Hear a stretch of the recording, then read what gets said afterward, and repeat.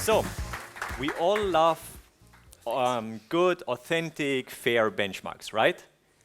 Why don't we always get them? Or why is benchmarking such a poorly described topic many times? The answer is that we have far too often benchmarketing, where you take your products, try to show them against your competitors, and obviously you always win. There is no question about that. And that's how we get all of these crummy benchmarks out there that show bad things or not really authentic things. And I want to walk you through some of these patterns of why these benchmarks often are so flawed. First off, find the right use case against your competitors. So ideally, you find something where you're very good and your competition is very bad. And that might look something like this. So here, we are benchmarking the squid against the house cat under similar conditions. And we have totally succeeded, and obviously the squid is much more intelligent than the house cat.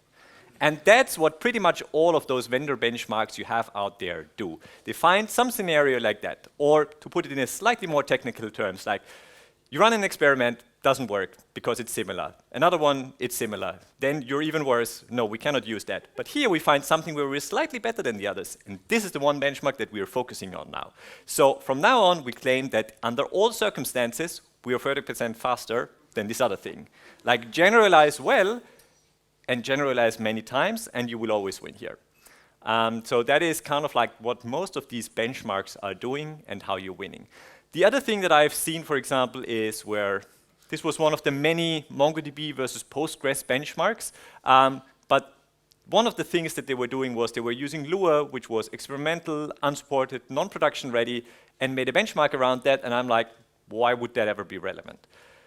Then you can play other tricks, like for us, we always use our latest version of software, and for the competition, we always use something that we call stable or mature or whatever, which might mean a very old version. So for example, because we've had a Kafka talk before, there is this, and maybe you can guess who this is. They otherwise do interesting benchmarks, but they have this thing where Kafka needs Zookeeper, and Kafka is kind of like trying to replace that, yet we claim that it's not feature complete and we cannot use that, so our benchmarks will use this old version. The other thing you can do is tune something to your knowledge. So obviously, when you benchmark your system, you know very well which knobs to turn. Whereas for the competition, you don't. So you will always be able to kind of like tune or find the right path for your own products, which is like, knowledge is power, but only for your own products, and ignorance is mostly bliss for your competition.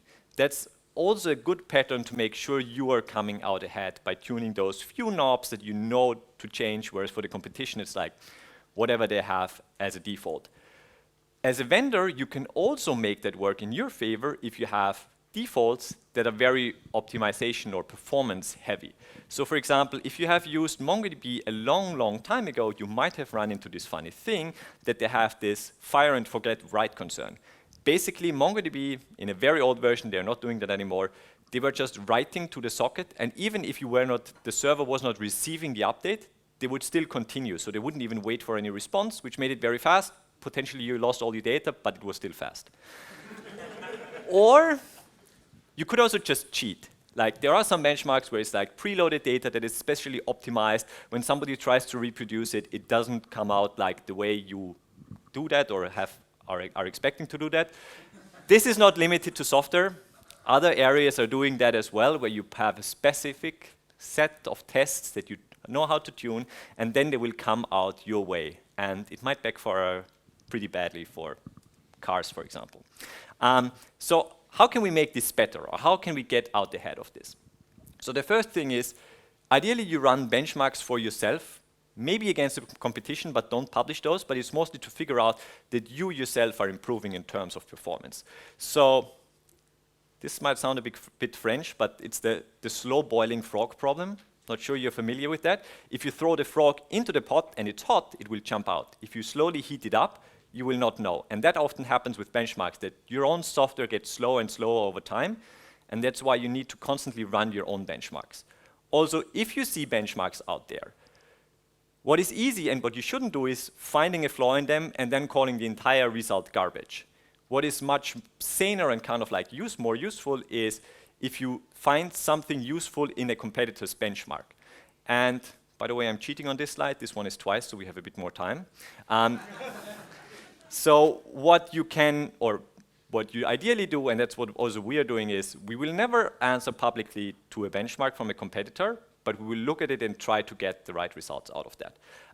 So hopefully this gave you a good overview of why so many benchmarks out there are flawed and not giving you the results that you want. In the end, you can only do your own benchmarks for what you're trying to do. Otherwise, it's all lies and benchmarks. Thanks.